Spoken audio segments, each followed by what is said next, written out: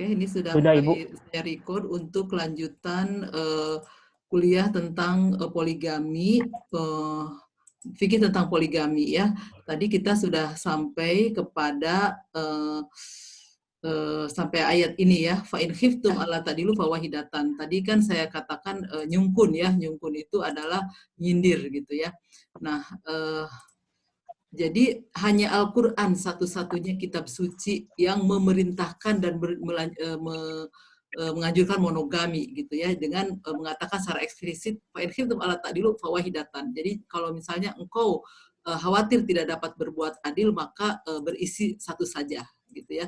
Jadi poligami itu sudah merupakan tradisi jahiliyah, hanya kemudian Al-Quran merevolusinya agar menjadi monogami, dan itu tertulis gitu ya secara eksplisit gitu ya di dalam Al-Quran dengan mengatakan fawahidatan ya. Jadi berisi satu saja gitu. Ya, ini sudah diperintahkan oleh Allah itu fawahidatan itu dari sejak abad ke-7 ketika Al-Quran diturunkan, diperintahkan untuk bermonogami. Sayangnya membaca ayatnya itu tidak sampai selesai, maka kemudian dipahami bahwa ayat ini adalah sebagai kebolehan untuk berpoligami. Sangat ironis sekali ya sebetulnya ya, membaca Al-Quran dengan parsial ataupun tidak selesai gitu ya. Auma malakat aimanukum, atau budak yang kamu miliki. Waktu itu masih ada sistem perbudakan. Jadi kalau dalam perbudakan itu dia boleh memberi mahar setengah saja. Jadi kalau misalnya ada sahabat yang memang ingin membayar maharnya itu hanya setengah saja, maka bagusnya sih dia menikahi budak saja gitu ya.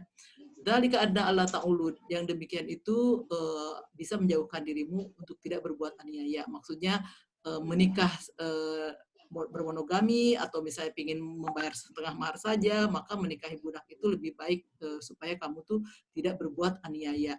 Nah, di sini adil sebagai syarat untuk berpoligami disebutkan di dalam surat An-Nisa ayat 129, yaitu walang tasati wa ta'dilu bainan nisa'i walau harastum ya. Jadi engkau itu tidak akan pernah bisa berbuat adil terhadap lebih dari satu perempuan walaupun engkau menginginkannya ya.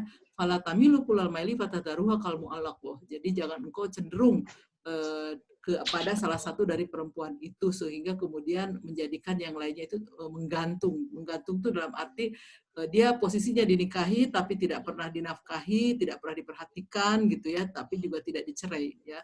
Wa in tusbihu wa tattaqu fa innallaha kana ghafurur rahima. Jadi kalau engkau berbuat baik gitu ya, memperbaiki diri gitu, dan engkau bertakwa dengan tidak berbuat adil gitu ya, semuanya Allah itu Maha Pengampun dan Maha Penyayang gitu ya. Nah, tadi saya sudah jelaskan ya, the first movement itu adalah kaum muslim kalah perang ya, banyak yang gugur. Ini sudah saya sebutkan. Jadi asbabun nuzul dari ayat surat An-Nisa ayat 3 itu adalah surat An-Nisa ayat 2 sendiri, di mana ada sahabat yang memakan harta anak yatim atau menukarnya, tapi anak yatim tidak tahu, tapi Allah Maha tahu, dan kemudian menegur si sahabat yang berbuat curang tersebut gitu ya. Jadi ada juga sahabat yang ingin menikahi tapi enggak memberikan mahar yang layak. Tadi sudah saya sebutkan. Nah, saya mau tanya dulu kepada Anda. Kan tadi kan tujuan dari the first movement itu adalah untuk mencari tahu apa the spirit of the ataupun the intended message. Maksud Allah menurunkan ayat itu apa gitu ya. Nah, dari banyaknya kata, mungkin Anda boleh unmute satu orang. Kira-kira maksud ayat itu apa? Coba. Ada kata yang sering diulang-ulang. Itu ininya, clue-nya ya.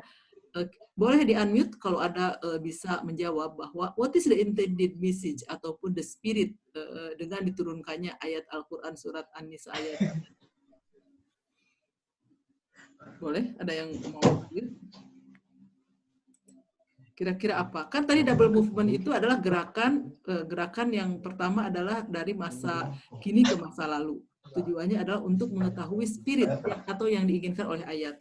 Kira-kira apa yang diinginkan oleh ayat surat An-Nisa ayat 3 ini? Apakah tujuannya adalah untuk membolehkan poligami? Coba dijawab. Boleh satu orang saya tunggu? Agar adil, Bu. kayaknya. Oke. Ya, jadi Izin bukan menjawab. untuk membolehkan poligami ya, karena poligami itu sudah boleh. Poligami is everyday life gitu ya pada masa itu gitu ya. Terima kasih jawabannya. Ini juga yang saya tuliskan di slide berikutnya bahwa spirit ataupun intended message yang ingin disampaikan oleh Al-Quran itu adalah pentingnya berbuat adil. Berbuat adil kepada siapa? Kepada anak yatim, karena memang anak yatim itu rentan terhadap ketidakadilan. Jadi bukan pembolehan poligami karena poligami itu sudah boleh gitu. Jadi redundant kalau misalnya kalau saya analogikan misalnya orang Indonesia makan nasi. Udah biasa makan nasi, tiba-tiba ada ayat turun, "Hei, kamu harus makan nasi." Itu kan tidak seperti yang itu redundant. Redundant itu sesuatu yang diulang yang itu tidak perlu gitu. Sehingga kemudian mustahil Allah menurunkan ayat hanya untuk membolehkan poligami padahal poligami itu sudah boleh. Tapi saya memahaminya adalah bahwa di situ penekanan untuk berbuat adil gitu ya. Atau merevolusi perkawinan dari yang biasanya berpoligami tanpa batas, tanpa syarat adil menjadi maksimal 4, itu pun yang dikehendaki dan diperintahkan adalah menikah satu saja. Nah, kemudian sudah second movement, kita sudah first movement, kita melakukan second movement ya, gerakan yang kedua itu kita adalah kembali ke masa kini. Tujuannya adalah untuk mengaplikasikan tentang pentingnya berbuat adil kepada anak yatim itu pada konteks sekarang ini. Kemudian kita bisa memahami bahwa surat An-Nisa ayat 3 itu bukan tentang pembolehan poligami, tapi justru adalah untuk menekankan pentingnya keadilan ya. Nah, adil sebagai syarat poligami tadi sudah disebutkan dalam surat An-Nisa ayat 129 itu tidak mungkin dicapai gitu ya.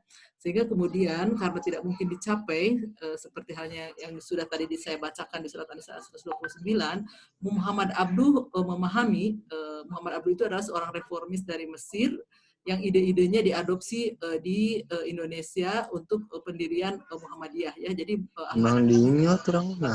kagum terhadap pemikiran Muhammad Abduh. Tapi sayang sekali pemikiran Muhammad Abduh dalam poligami ini sepertinya tidak dimasyarakatkan Indonesia. Padahal Muhammad Abduh itu berpendapat dalam tafsir Al-Manar, Anda bisa buka tafsir Al-Manar yang ditulis oleh muridnya Muhammad Abduh yaitu Rasid Ridho, ta'addudu zaujah muharramun qat'an ingdal khauf li adamil adli. Jadi poligami itu sangat diharamkan karena khawatir adanya keadilan ya. Itu kira-kira fikih tentang poligami ya yang tadi sudah saya jelaskan bahwa sangat mudah untuk memahami kelompok pertama yang membolehkan karena dia hanya mencomot ayat yang tidak dari awal tidak sampai akhir, juga yang membolehkan dengan syarat adil itu juga parsial, tidak dari awal tidak sampai akhir. Tapi kalau yang mengharamkan poligami itu dasarnya bukan parsial dan literal, tapi kontekstual ataupun menggunakan double movement ya. Berdasarkan surat An-Nisa ayat 2, 3, dan 129. Baik, sampai di sini dulu. Ini masih ada waktu sebelum kita akhiri sementara. Kalau misalnya ada pertanyaan, silahkan menyiapkan pertanyaannya. Mungkin kita end dulu sampai di sini untuk stop recording, kemudian nanti masuk lagi ya. Jadi nanti setelah di ending, nanti Andi langsung masuk lagi aja, karena saya hanya memerlukan waktu